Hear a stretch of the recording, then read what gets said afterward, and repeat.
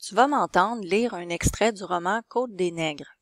Pendant ma lecture, je vais utiliser la stratégie se questionner, mais je vais concentrer mes questions sur le choix des mots. Voici ton intention d'écoute, note sur quel procédé d'écriture je me questionne. C'est parti. Le gymnase déborde jusque dans le corridor. Bon, tiens, ici, j'ai déjà envie de m'arrêter parce que l'utilisation du mot déborde, c'est quand même intéressant. D'habitude, quand on parle de quelque chose qui déborde, on va parler d'un contenant avec un couvercle, par exemple, ou du liquide ou quelque chose qui déborde de ce contenant-là. Mais là, ici, on parle d'une pièce. C'est un choix de mots intéressant. Je vais préparer mon papier autocollant. Donc, je me questionne. Je suis à la page 11. Donc, ce mot-là est pas utilisé dans le sens habituel. Donc, c'est utilisé dans un sens figuré.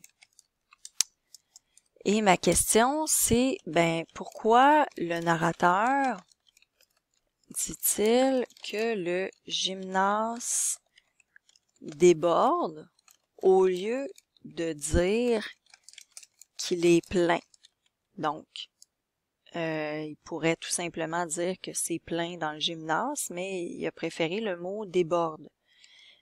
Puis, c'est sûr que faut que je réfléchisse à quel est l'effet créé par ce choix de mots-là. Donc, quand on dit le gymnase déborde, c'est sûr que ça amplifie la foule d'élèves. Donc, c'est pas juste plein, ça déborde. Donc, en même temps, ça permet de visualiser que les limites du gymnase sont dépassées. Donc, ça excède ça. Ouais. OK. Donc, ça va pour ce mot-là. Une clameur continue monte vers le plafond. Les élèves, tout étonnés d'avoir abandonné leur pupitre et leur cahier, discutent avec fièvre. Ah, je vais m'arrêter sur ce mot-là aussi. D'habitude, ce mot-là, quand on l'emploie, c'est pour parler de quelqu'un qui est malade, là, qui fait de la fièvre. Mais ici, le narrateur dit « discute avec fièvre ». C'est une drôle d'association quand même. C'est pas des mots qu'on voit ensemble souvent. Donc, OK, toujours à la page 11. Ça veut dire que c'est encore un mot dans un sens figuré. C'est pas dans le sens de fièvre, être malade.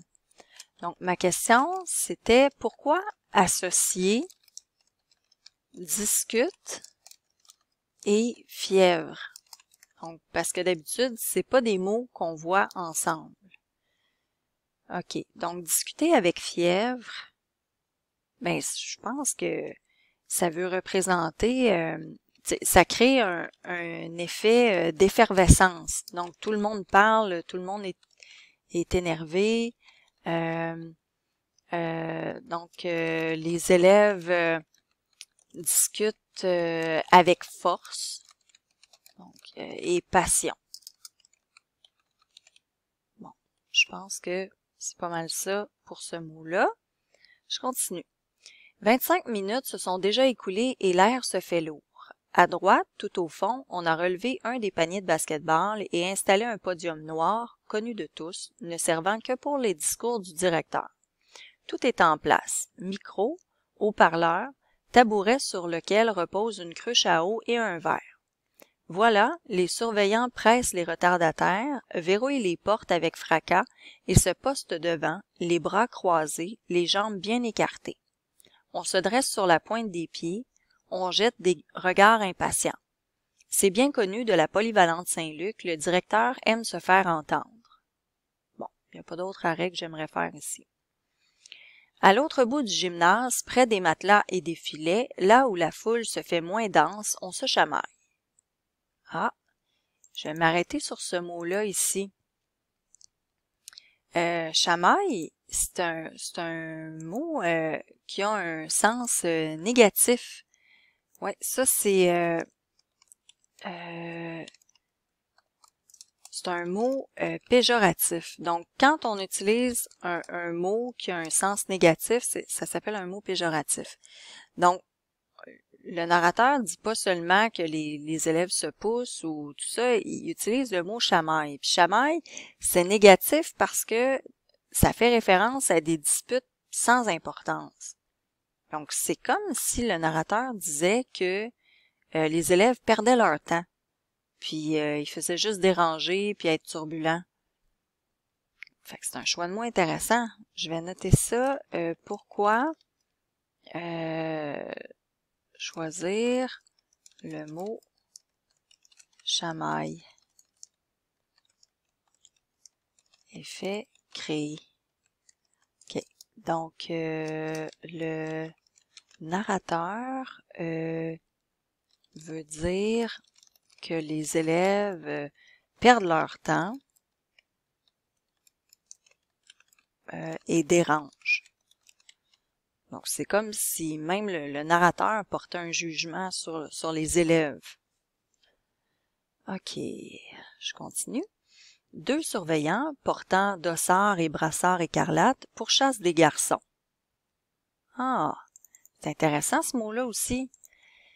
Pourchasser, là, c'est vraiment utilisé dans le bon sens, là, parce que c'est vrai que les surveillants courent derrière les garçons, mais pour chasser, c'est comme plus fort que ça. Il me semble que c'est un petit peu trop pour parler de surveillant. Peut-être pour chasser, là, on pourrait penser à un policier puis à un bandit, mais je sais pas, il me semble que